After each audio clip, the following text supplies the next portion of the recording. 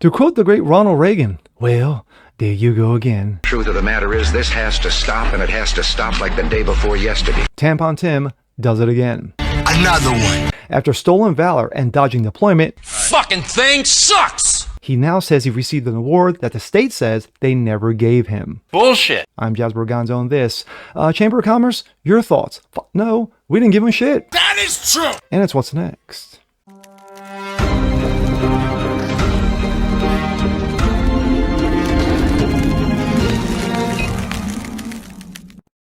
What's up, ladies and gentlemen? Jasper Gonzo, what's next? Your daily dose. Hope you guys are doing well today. Of course, it is a Monday, new week, new shenanigans, new bullshit. Speaking of bullshit, Governor Tim Walz, after coming off that spectacular performance at the DNC convention, you know, the shitstorm convention, the clown show, he's back at it again.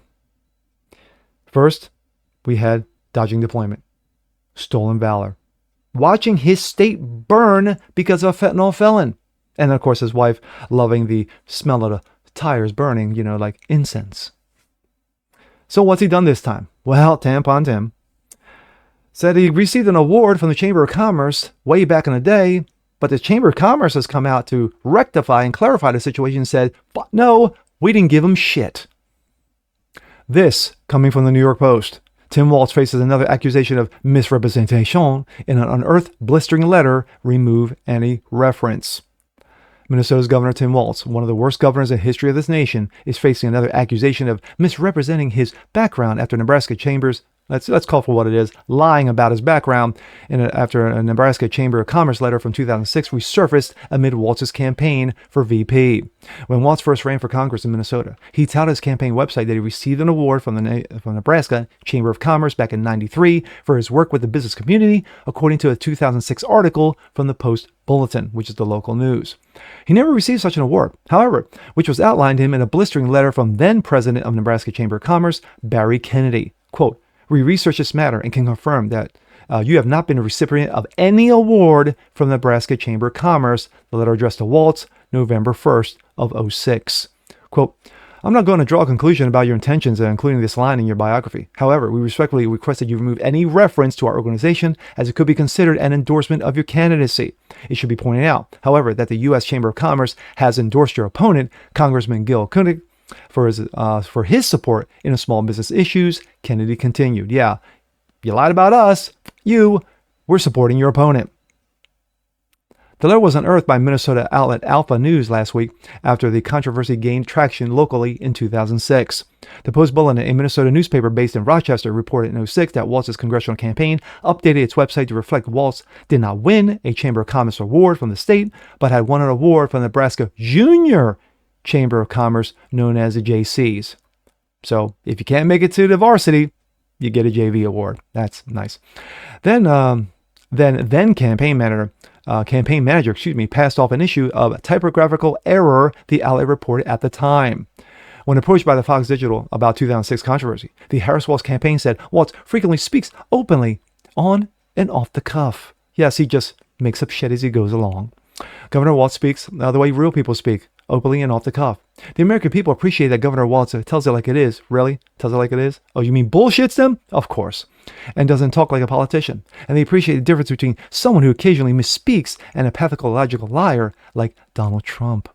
The claim follows a long history of people accusing Walz of misrepresenting himself and his history, most notably a bevy of veterans accusing Gopher State Democrat of misrepresenting his military career.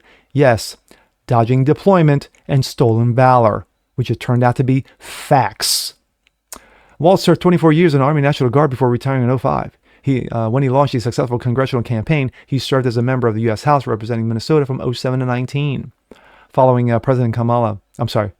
Vice President Kamala Harris naming him as his running mate, Tampon Tim has been slammed by a number of veterans for allegedly misrepresenting his service in the military, including identifying himself to the public as a retired command sergeant major, which of course is stolen valor. Well, fun facts about General Patton or Tim Walz that you didn't know, or you may have known. Who knows? A National Guard vet claims that Walz went above to secure his retirement. He knew I would have told him, "Suck it up, Buttercup." Walz falsely claimed he carried weapons in war in a resurfaced clip. Absolutely false, because he never went to Iraq. He bailed out. Waltz left National Guard battalion hanging, slithering out the door before Iraq deployment. These are coming from the vets. Waltz is a coward, a traitor for retiring from the military before Iraq, says Guardsman, who replaced the VP pick who went to Iraq in his place. My thoughts. Is anyone surprised at this point? Is anyone surprised how much of a pathological liar this Tampon Tim clown is? Again, I said in a prior video that this is a guy who watched his state burn to the ground. Literally watching his state burn to the ground because of a fentanyl felon, and his wife was getting her rocks off by smelling the burning tires outside of her window, just like incense that you place in your house. This is the qualifier for Democrats. You got to qualify. This is your qualifier. You got to lie. And you got to lie big. You know, bullshit as much as you can, bullshit all day long and twice on weekends. That's how to be a Democrat. Now, let me preface with this, is that the Republicans are not excluded from this as well.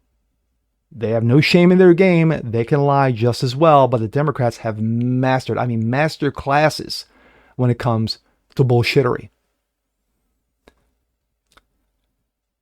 Well, with Tim Waltz, you lie about your military record. You lie about your ranking. You lie about your deployment or lack thereof. You lie about carrying weapons in war. You know, you lied about a number of things, and yet the Dems don't care.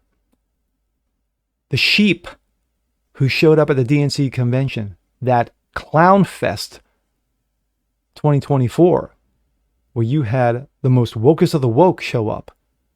Buffoonery, stupidity, ignorance, you know, assholery of a week it was. Tampon Tim stood out.